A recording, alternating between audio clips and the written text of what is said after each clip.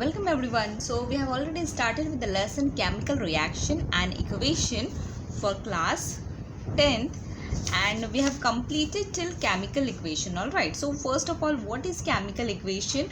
So for suppose this is a chemical reaction, or like copper sulfate plus zinc, they are combined together to form zinc sulfate plus copper. Okay, so this is a chemical reaction, and the representation of a chemical reaction in a condensed form using the chemical formula is called as chemical equation. So like chemical formula means like copper sulfate chemical formula is CuSO4, zinc ZnSO4. These are the chemical formula.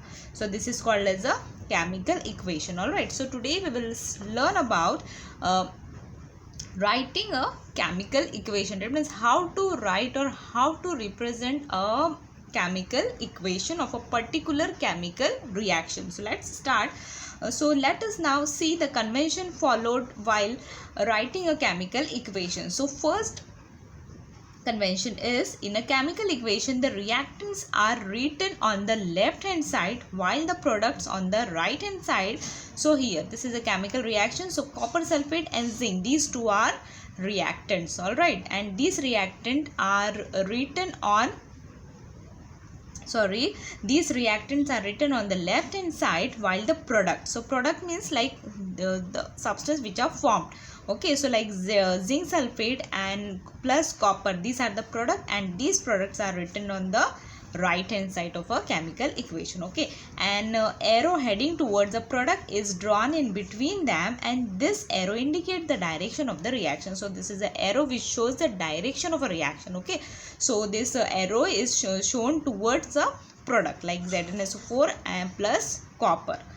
Alright, so this was the first convention, and next is second is, if the reactants or products are two or more, they are linked with a plus sign. Okay, so here there are two reactants are there, so they are linked with a plus sign in between them. For example, in equation 2, a plus sign is drawn in between the reactant copper sulfate and zinc, and similarly a plus sign is drawn in between the products like zinc sulfate or ZnSO4 and copper. So the plus sign is placed in between the reactants as well as product. Okay, and third sign convention is third convention is to make the chemical equation more informative, the physical states of the reactants are indicated in the equation. That physical state like whether the reactants or products are in solid state, liquid state, or in the gaseous form. All right, so their gaseous, liquid and solid states are indicated by writing the letters G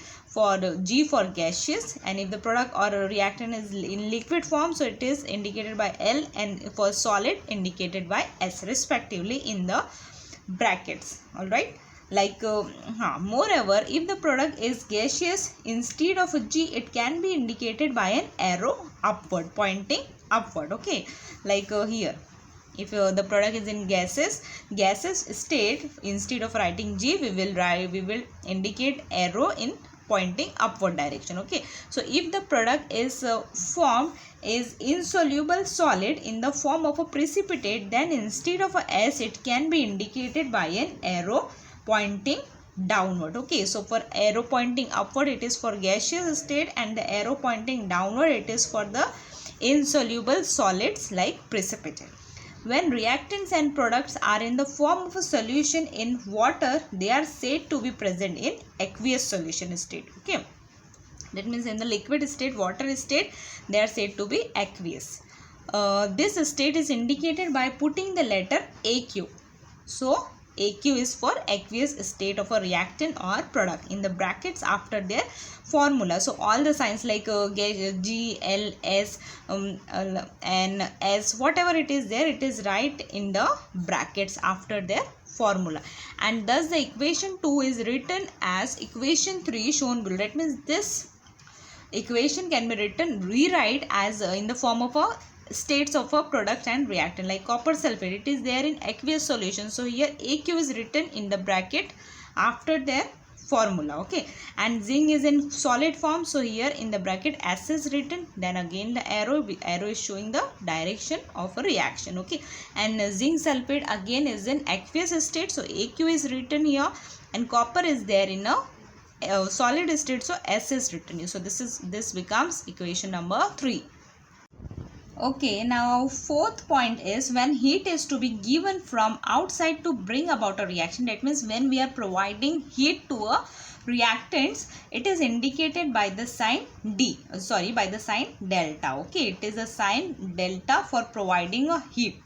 Okay, written above the arrow, like here, like when the calcium carbonate, the CaCO3 is a chemical formula of a calcium carbonate. Okay, and it is there in the solid state. So for this reaction, heat is providing from outside. That means we are heating the calcium carbonate. So this is here above the arrow, here delta is written above the arrow. Okay, is written above the arrow that indicates the direction of the reaction. And for example, the reaction in which slaked lime, now slaked lime is this calcium oxide, is formed on heating limestone, is written as follows. Okay, on reaction in which slaked lime is formed. So this is a slaked lime is formed on heating the limestone. So limestone is calcium carbonate, that is CaCO3. Okay, so we are providing it, so we are writing delta above the arrow.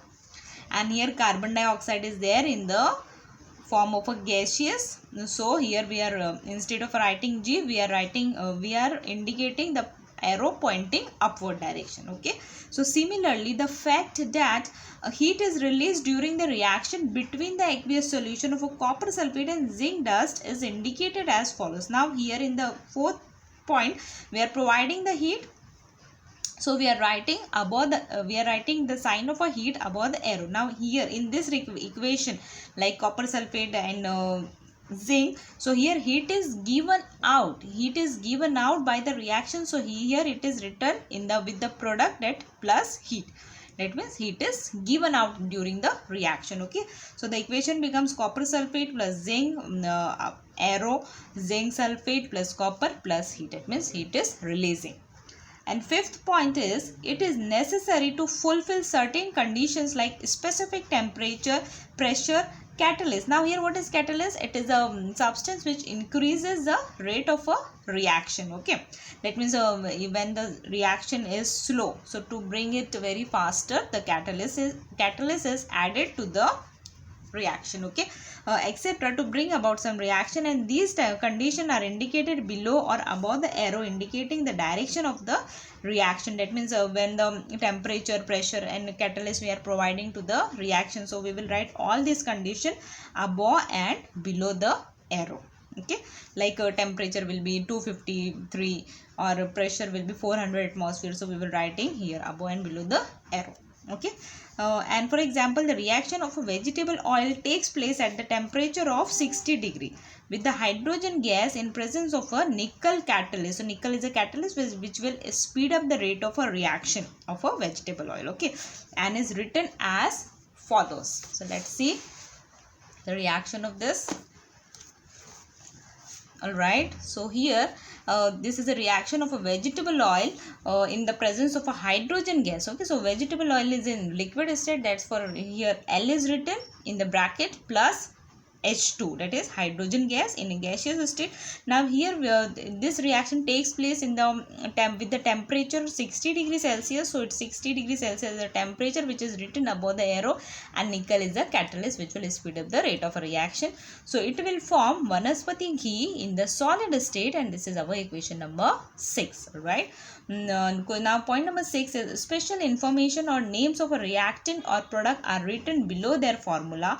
Formulae, for example, copper on reaction with concentrated nitric acid gives reddish colored poisonous nitrogen dioxide gas. Okay, that means what does it mean? That means name of the reactant and a product we will write below them, like here HNO3. So HNO3 is a nitric acid, so we will write below it. Okay, so in the presence of when copper on reaction with concentrated, that means a highly reactive nitric acid, it will form copper nitrate, okay, this is a formula of a copper nitrate in aqueous solution plus very poisonous gas, that is nitrogen dioxide, and here water is releasing, okay, in the liquid form. Now, however, on reaction with a dilute nitric acid, now here highly reactive, that is concentrated. Now, dilute means water is added to the acid, okay. That means some amount of water will be there in the acid.